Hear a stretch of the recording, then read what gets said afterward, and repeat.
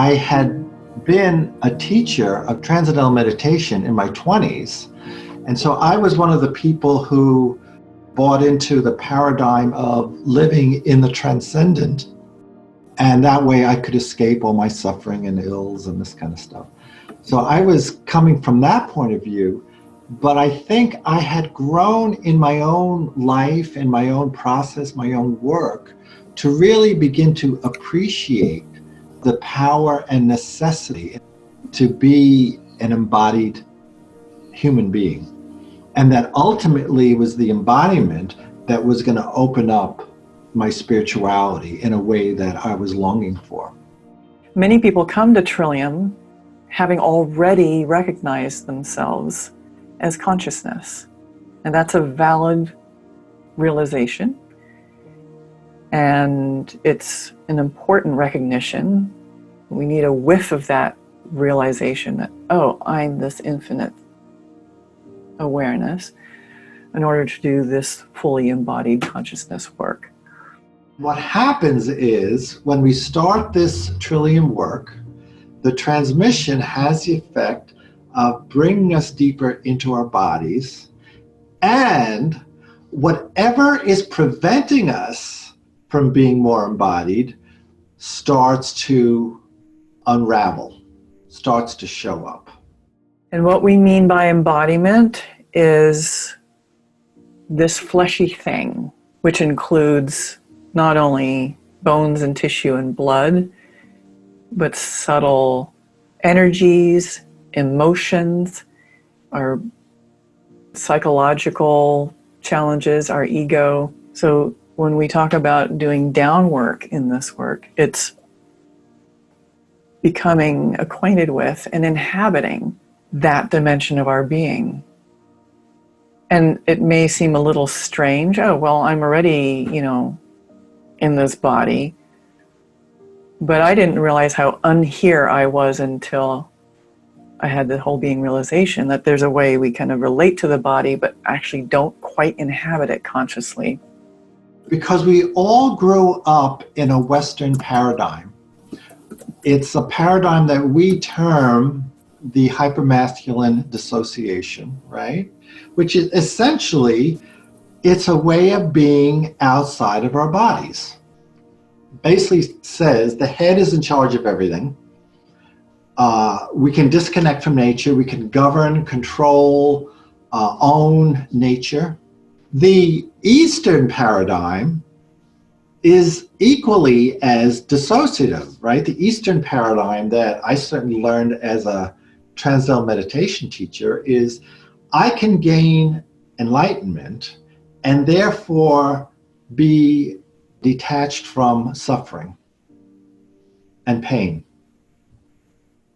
But again, it's another dissociated state. It's not actually being completely embodied and completely present.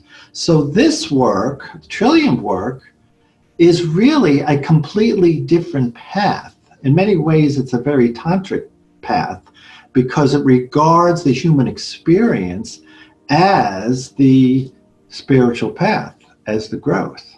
And every experience is invited and greenlighted, as we call it, and part of it. There's nothing that gets excluded in this path, which is a whole different way of approaching spirituality. So we essentially start to unravel from this head awareness, this head-centered awareness. We start moving from this hypermasculine dissociation into a heart and body-centered awareness. This is essentially what the whole being realization is. It's a dropping, it's a shifting, it's a landing into a heart and body-centered awareness. People typically report they feel a sense of dropping into their body in a way that they hadn't felt before.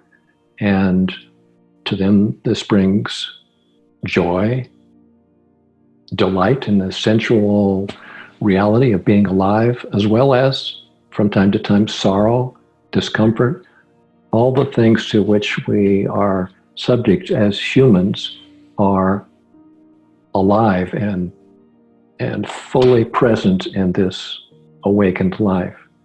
It's not a refuge to abide in consciousness. It's not a refuge from the slings and arrows of ordinary life in this work.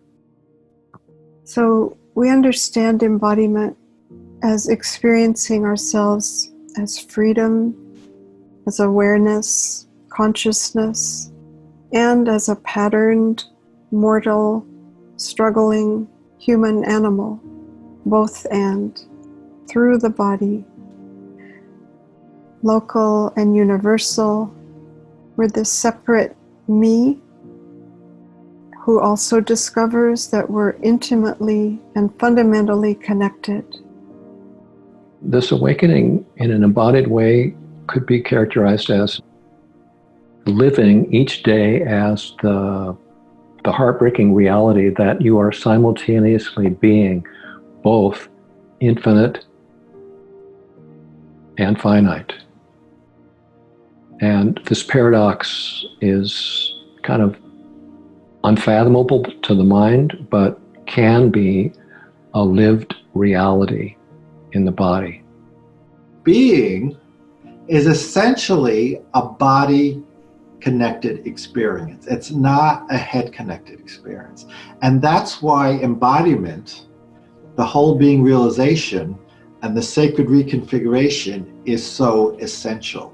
It actually is a doorway and a connection into being, which is that awareness of consciousness that is so much larger than ourselves, and ultimately the larger wisdom that can hold and run our lives.